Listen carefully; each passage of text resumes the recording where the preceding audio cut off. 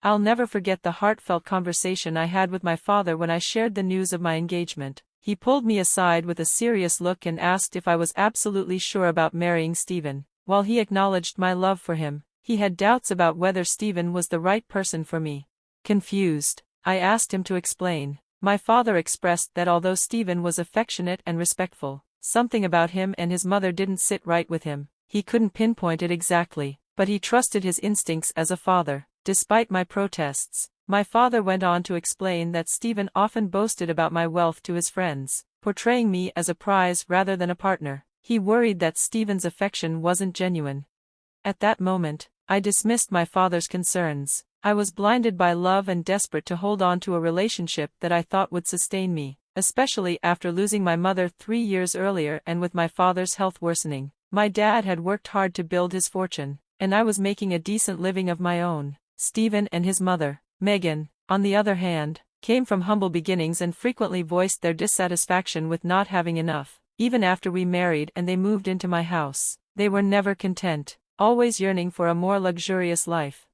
Looking back, I now realize my father saw something I couldn't. I was young, grieving, and desperate for a sense of belonging, and Stephen and Megan, while they became my new family, weren't the sanctuary I had hoped for. One moment stands out clearly: Stephen and Megan criticizing the size of my modest townhouse compared to my father's mansion. "It's a shame," they said, "with your dad living in such a grand house, you ended up in this tiny place." I explained that, despite my father's wealth, I was just a regular office worker with a modest income, and even buying this house had been a stretch, made possible only with my dad's help on the down payment. Megan, always materialistic, suggested that my father should have bought me a better house, hinting that my late mother must have left something behind. I quickly corrected her, saying that anything my mother left was rightfully my father's, and I was content with what I had, not feeling entitled to more. Then Stephen boldly proposed that my father should swap houses with us, claiming he didn't need the space anymore. Megan eagerly agreed. I was appalled and firmly refused, asserting that the house was my father's, and he deserved to live there for as long as he wished. Their response was cold and calculating. They mentioned that, since my father was ill, they could wait a few years, and eventually, everything would be mine. It was clear they were already planning how to inherit his wealth. Worse, they repeatedly suggested I ask my father for more money, even though we weren't struggling financially. They were obsessed with living a millionaire lifestyle they had no means of achieving. When my father passed away from cancer, I was devastated. But Stephen and Megan's reaction only confirmed my worst fears. They barely offered any support and were far more interested in when they could hear the will read. They even refused to attend my father's funeral, claiming he meant nothing to them. This infuriated me, and as I reflected on everything, my father's warnings echoed in my mind. I began to seriously question Stephen and Megan's true motives. At the will reading, it became painfully obvious. Outraged at being excluded, Stephen demanded, "Why can't we be at the will reading?" Lawrence was my father-in-law. Megan chimed in, insisting it was absurd that they, as family, weren't present, especially since her son should have had some claim. The lawyer's response was blunt: "Your son isn't mentioned in the will, Megan, so he cannot attend." I confronted them about their obsession with the inheritance, pointing out that they hadn't even bothered to attend the funeral. It seemed to me that my father was only considered family when there was money involved. Their behavior grew even more appalling after the will reading. When I returned home, all they did was question me about the inheritance. "How much did you inherit? Your parents must have left you a lot, right?" Megan asked eagerly. I sighed and answered, more to end their speculation than anything else. "Actually, I didn't inherit anything. My parents' wealth wasn't left to me." They were stunned. "You got nothing? But your parents were wealthy. Are you sure you're not hiding it?" Stephen demanded. I reassured them, "There's no money. You're welcome to check my bank statement soon, but there's nothing there." As for the rest of their assets, they donated what was left to charity. Megan, ever the opportunist, suggested I contest the will. "That's ridiculous. You need to fight for your inheritance," she insisted. But I stood firm. "There's nothing to fight for. My parents chose to donate everything to charity. I respect their decision." Stephen and Megan were furious, but I was unmoved. A part of me wanted to expose everything, but I knew they were only interested in money. A few days passed, and Stephen's behavior became increasingly distant and anxious. He began checking my bank account obsessively, pushing me for any sign of an inheritance. Finally, I had had enough. I showed them my bank statements, hoping to put the matter to rest. "See? No inheritance," I said firmly. But their response was shocking. "Stephen exploded. All our years of effort wasted. Your parents weren't that rich, and you didn't even get a dime. This is unbelievable." Then came the words that broke me. "I stayed in this marriage for nothing. I married you for nothing. It was all a waste." "What do you mean, Stephen?" I asked, my heart sinking. Megan scoffed. "Who would marry you without considering the money? My son married you because he thought he'd get something. Now we see you've got nothing. I can't believe I wasted 6 years on a useless girl like you." Their callous words confirmed my worst fears. Stephen had married me for money. My father had been right all along about him and his mother. They were nothing but gold diggers. As much as it hurt, what came next was even more crushing. Megan turned to Stephen with a calculating look. "It's time to leave her. There's no reason to stay anymore. You can find another rich wife next time." Her words hit like a knife. "Are you seriously pushing Stephen to divorce me over money?" I asked, voice trembling. Stephen's silence said it all. It was a moment of clarity for me. The facade had fallen away, and the ugly truth was exposed. I was heartbroken, but I knew I had to find the strength to walk away from this betrayal. Stephen's chilling admission followed. "I married you because I thought it would give me and my mom a better life. I didn't go to college, and I had no other way to support us. I thought marrying you would change that, assuming your parents would leave you a fortune."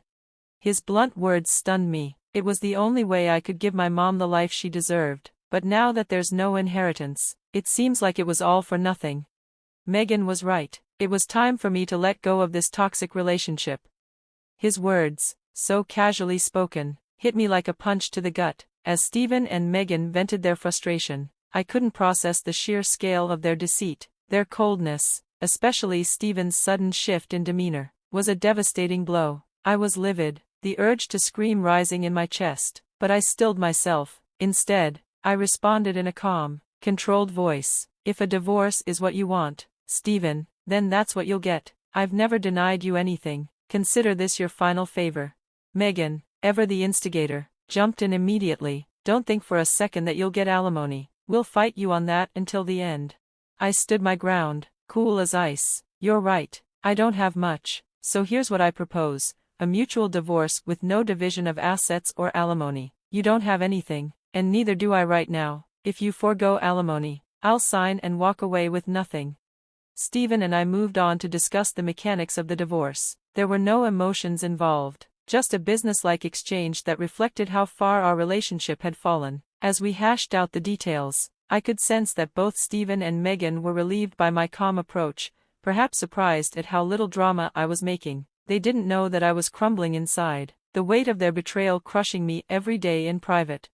After the conversation, I found myself in tears on my way to work. My car became my sanctuary, a place where I could cry in peace before and after work. Neither Stephen nor Megan took notice of my swollen eyes, nor did they ask why I was coming home later than usual. Once Megan realized there was no inheritance to be had, she barely acknowledged me, only strengthening my resolve to move on from this marriage. I arranged for Stephen and Megan to move out, and within a short time, they were settled into a rented apartment nearby. The divorce was progressing quickly, with no contention over property or money. Stephen didn't ask for anything from the house, and I, in turn, didn't seek alimony. It was as if our entire marriage had been reduced to a transactional agreement, swift, clinical, and devoid of any real emotional investment. The day our divorce was finalized, I decided it was time to face them one last time. I went to their apartment to return my wedding and engagement rings. Standing at their doorstep, I said, "I just want to return these. This marriage caused me nothing but pain, and I don't need to keep these reminders."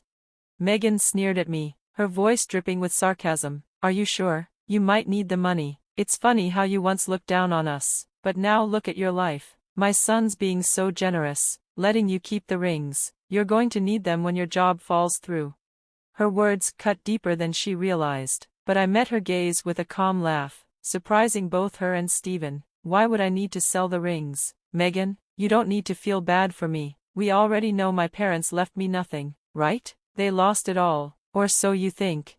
My laughter seemed to unnerve them. I saw a flicker of annoyance on Stephen's face. perhaps embarrassed by his mother's blatant cruelty. As I turned to leave, I could see that they still hadn't grasped the full extent of my resilience. Megan's disbelief only fueled my amusement. "It's hilarious how you think I'm destitute," I said with a smirk. "You really think my parents wasted their entire fortune?" Megan shot back, her tone sharp with certainty. "Of course, you're destitute. They didn't leave you a penny. They ruined your life by not leaving you anything." I met her accusation with a knowing smile. "I never said I didn't receive an inheritance, Megan. I just said I didn't get any money. In fact, my parents left me quite an inheritance." Confusion spread across her face. "What do you mean, you have an inheritance?" I nodded, savoring the moment. "My parents saw through you and Stephen. They knew exactly who you were, so they added a secret clause to their will. They didn't leave me money, they left me this entire neighborhood." Megan's shock was palpable. "You own the neighborhood? How is that possible? We signed our lease with an estate manager who didn't mention the owner's name." I replied, "My parents wanted me to wait a year before I claimed it. They wanted to test you both, to see if you were here for love or money. You failed, and now you get nothing from me." The estate manager was appointed by my parents to manage the property until I could claim it. They were very clever. Megan, still in disbelief, snapped, "That's impossible. You're just embarrassed because you don't have any money." Stephen, though skeptical, couldn't hide his curiosity. "Oh really? Is that what you think happened?" he asked with a mocking tone. "Why don't we call the landlord and find out?" "Go ahead," I said, knowing full well what the outcome would be. They called their landlord, who was indeed the estate manager. After the conversation, their faces morphed from smug confidence to utter shock. The estate manager confirmed everything I had said. Their shock quickly turned to panic and anger. "You lied to us," Megan screamed, her voice trembling with rage. "You made us think you had nothing." Watching their realization unfold, I felt a strange mix of vindication and sadness. Their greed had blinded them to the true value of love and family, and now they were reaping what they had sown. Stephen and Megan stood there, dumbfounded, grappling with the knowledge that I now owned the entire housing community. "You kept this all to yourself," Megan accused, her voice shaking with anger. "You tricked Stephen into divorcing you, knowing he wouldn't get anything." I couldn't help but laugh. "It's ironic that you're calling me the trickster. You were the ones pretending to love me while pushing for divorce, thinking there was no financial loss for you. If anyone's the scammer here, it's you too." The truth was simple. They had inquired about my financial status, and I had answered them honestly. They misunderstood everything, and now, it seemed they were only interested in me because of what they thought they could get. "And Stephen, weren't you already courting a new wealthy woman? Don't worry, I'll make sure she knows exactly who you are." As Stephen and Megan began to plead, realizing the full extent of their error, I told them I'd be evicting them once the property transfer was complete. Over the next few weeks, they showed up at my door begging for forgiveness. They were desperate, especially since their eviction record would make it nearly impossible to find a new place. I contacted Stephen's new girlfriend and shared the truth. She was horrified by his actions and ended their relationship immediately, sending me the proof in a text exchange. When Stephen and Megan resorted to verbal attacks, I had no choice but to call the police. Their behavior had crossed a line, and it was clear that my decision to distance myself from them was the right one. Once the inheritance was officially transferred, I followed through with my threat and evicted them. They were shocked by my resolve, but despite their attempts to return, I called the police again. A restraining order was filed to ensure they stayed away. Word of their deceit spread throughout the town, and they were ostracized, forced to leave the city and start anew somewhere else. As for me, I reveled in my newfound freedom, no longer bound by the toxic grasp of Stephen and Megan. I could now enjoy the wealth my parents had carefully left me, wealth that would benefit someone who truly understood its value.